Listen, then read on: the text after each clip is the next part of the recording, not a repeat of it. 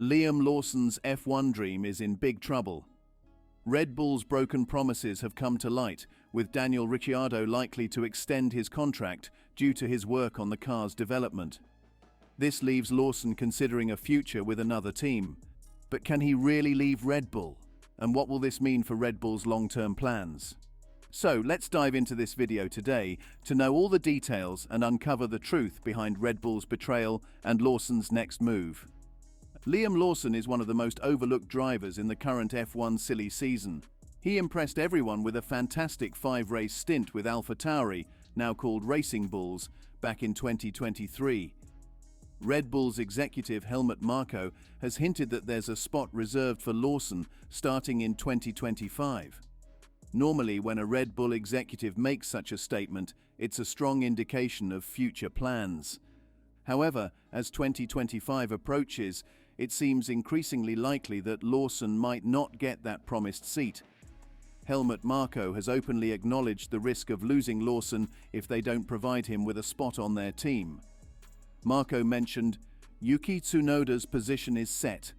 Lawson is with us at every race and is in very close contact, but his contract has a clause. If we don't offer him an active seat, he's free to join other teams." This clause in Lawson's contract is where the problem begins. If Red Bull doesn't give him a seat soon, other teams can swoop in and snatch up this talented driver. Lawson's future in F1 hangs in the balance, and Red Bull must act quickly to secure his place, or they risk losing him to their competitors. Daniel Ricciardo's crucial role. Liam Lawson is rumored to be replacing Daniel Ricciardo, who is very important for Racing Bulls. Ricciardo not only brings significant marketing value, as evidenced by Visa joining as a title sponsor thanks to him, but also offers valuable input and experience that has helped the team progress. While he may not have as many points as Yuki Tsunoda, Ricciardo has proven his reliability, especially after the Canadian Grand Prix, where the team saw they could count on him during tough times. Even though competing with Aston Martin for P5 in the Constructors' Championship seems challenging, it's not impossible with the right development plan. Ricciardo's experience has been instrumental in this aspect. He identified a flaw related to the chassis that even the team principal, Laurent Mekies, hadn't considered. This discovery improved his performance significantly. For instance, in the China race, Ricciardo was quite competitive, and during the Miami sprint race, he scored 5 points by finishing 4th. Despite a 5-second penalty in Canada, he finished 8th and earned 4 crucial points for the team. However, the sport heavily revolves around money, especially for a low-budget team like Racing Bulls, struggling to secure enough funds to build a competitive car. Ricciardo's ability to attract sponsors and provide valuable input makes him an asset to the team, beyond just his performance on the track. Despite his talent, he lacks the substantial sponsorship and experience Daniel Ricciardo brings to Racing Bulls. While Lawson has shown he can compete with Yuki Tsunoda, who recently renewed his contract, he doesn't have the financial backing or the track experience necessary to guide the team forward. This puts him at a disadvantage in a sport where money plays a crucial role. The situation underscores the importance of sponsorship in Formula One. Take Sergio Perez, for example. His Telmex sponsorship secured another 2 years with Red Bull despite ongoing criticism of his performance. This demonstrates how vital financial backing is in securing and maintaining a seat in F1. Lawson's chances at Racing Bulls are slim without significant sponsors or a proven track record.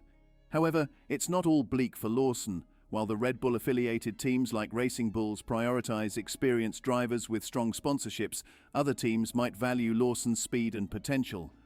Williams, for instance, could be a great place for him to showcase his talent.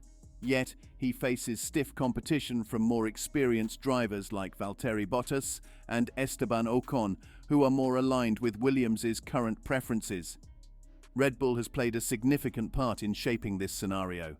They briefly negotiated with Lawson last year, hinting at plans for him starting from 2025.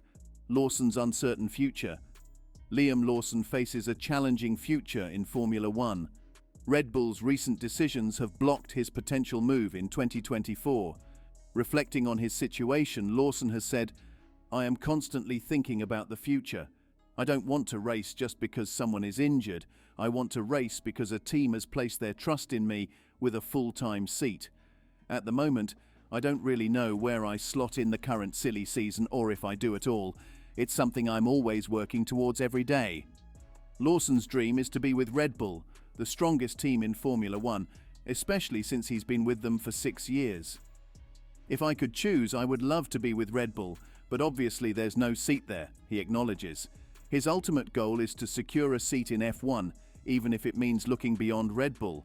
With Red Bull options dwindling, Lawson is considering other teams like Haas, Williams and Sauber. However, these teams aren't actively seeking a driver with Lawson's profile. For instance, Sauber's current driver, Joe, brings significant financial backing, but his recent performance has been underwhelming. This scenario highlights that even substantial sponsorship can't compensate for poor performance. While sponsorship plays a crucial role, a driver's performance remains vital. Joe's case at Sauber demonstrates that without strong results, financial contributions mainly go toward repairs rather than development. This situation could open opportunities for Lawson if teams prioritize performance over money. Red Bull's latest moves suggest they are nearly done with their current driver lineup, pushing Lawson to consider a future elsewhere. His viable options include Haas, Williams and Sauber, but securing a seat will require proving his worth beyond just financial considerations. Securing Daniel Ricciardo for the 2025 season and beyond involves factors beyond Lawson's control. One significant factor is the influence of Christian Horner on the team's internal dynamics. Horner played a key role in bringing Ricciardo back to the team, believing in his potential to rejuvenate both himself and the team. Helmut Marko, once a dominant force in the team's decision-making, lost some of his influence following Nick de Vries's underwhelming performance during his 10-race stint. Despite some belief that de Vries would improve, Red Bull did not afford him the time, highlighting the harsh environment within the team.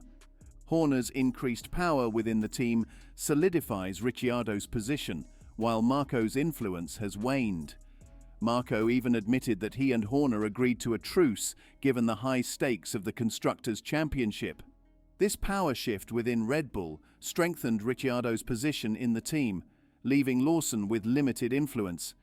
Ricciardo's continued presence is not just about his performance, but also about Horner's faith in him and the team's internal politics.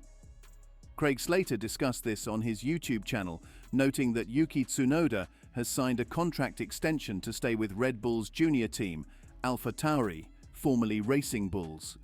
Tsunoda has shown significant progress, as highlighted in the extension announcement. This season, he has comprehensively outperformed Ricciardo, further complicating Lawson's prospects within the team. Ricciardo versus Lawson for the RB seat. It's shaping up to be a tight race between Daniel Ricciardo and Liam Lawson for the coveted seat at Red Bull. Currently, Ricciardo seems to have a slight edge. Red Bull might need to stabilize their internal environment before promoting young and promising drivers. Despite Yuki Tsunoda's impressive performance in 2021, his promotion did not materialize and is unlikely to happen before 2026. Tsunoda himself has expressed the need for more commitment from Red Bull in his new contract. Given this perspective, securing a seat with Racing Bulls might not be the best option for Lawson's career. If the young New Zealander can attract strong sponsors and perform well in tryouts with other teams, he might decide to leave Red Bull. This move would deprive Red Bull of a potentially vital young driver who could have been their next race winner. The internal power struggles at Red Bull mean that even prominent figures like Horner are not guaranteed to stay long-term. Faith in young talents like Tsunoda or Lawson is crucial in such an environment. One of these young drivers is likely to leave the team. While this might not cause immediate damage, it could have long-term repercussions if the Austrian squad doesn't adapt quickly. Lawson's decision to leave or stay will significantly impact his career and Red Bull's future. So what do you think of the Red Bull's betrayal with Lawson? Comment below and subscribe for more.